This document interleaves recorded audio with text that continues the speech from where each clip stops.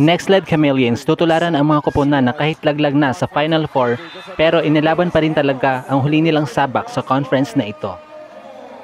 Petrogas Angels hindi basta-basta ibibigay ang laban na ito kahit pasok na sila sa semifinals at ilalaro pa din kung ano ang kaya nilang gawin. What's good, PVL fans?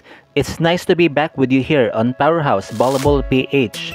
Kindly do subscribe to my channel at pakihit na din ang notification bell para ma-notify ka sa aking mga bagong uploads. For our second game on a Saturday triple header, last day of preliminaries, April 27, 2024, next led Chameleons will challenge Petrogas Angels before moving on to the next chapters of their volleyball career. Huling laban na ng dalawang koponan na ito sa first round ng ating torneo. Pareho din silang nanggaling sa easy wins dahil na-sweep lamang nila ang kanilang mga nakalaban recently. At talaga namang hindi sinanto ng Petrogas ang sophomore team na Galleries Tower na binaon sa single digit lamang ang score sa first set. Bagamat nanlaban ang High Risers sa set 2, ngunit bumaba naman ang kanilang energy sa set 3 na tinapos ng Angels, 25-7, 25-21, and 25-17. Naging player of the game si Jonas Sabetes sa matchup na yon na nakapag-chip in ng 11 points with 7 attacks, 2 blocks, and 2 aces. Ngayon naman ay dumako tayo sa panig ng next led na nagpasikat talaga kontra sa rookie team na Capital One na nahirapan din sa set 1 pero nakadikit naman sila kahit papano sa sets 2 and 3. Subalit hindi pa din naging sapat ang efforts ng Solar Spikers dahil hindi na hinayaan pa ng Chameleons na magkaroon na extension.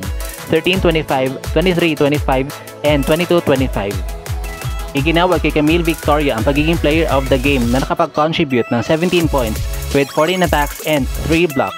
Nitong mga nakaraang araw ay nasaksihan natin ang mga koponan na kahit out of contention na nakipagdikdikan pa din at diniin talaga sa dulo ang mga nakapasok sa Final Four. So kakayanin din bang manggulat ng next led Chameleons kagaya ng ginawa ng mga koponan na maaga natapos ang kampanya sa conference na ito? O di kaya seseryosohin pa din ito ng Petrogas Angels dahil gusto nilang maging high moral sa kanilang pag-usad sa mas exciting na semifinals. Samantala, tutukan din natin kung paano makikipagtapatan ang mga baguhan from next led kontra sa mga veterana ng Petrogas. Starting off with Remy Palma versus Krish Makaslang na kilala sa kanilang antics kapag mainit-init na ang laban. Aiza Maiso Pontillas versus Laika Ebon na parehong lefty at inaasahan naman talaga sa kanilang koponan.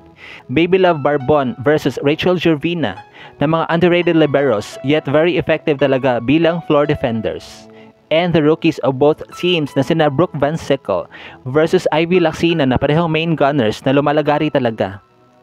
Kaya naman abangan na lang natin kung aabutin ba ng 4 to 5 sets ang laban na ito. Mamaya na po yan at 4 PM. At dito na nga po nagtatapos ang ating video. Thank you so much for watching.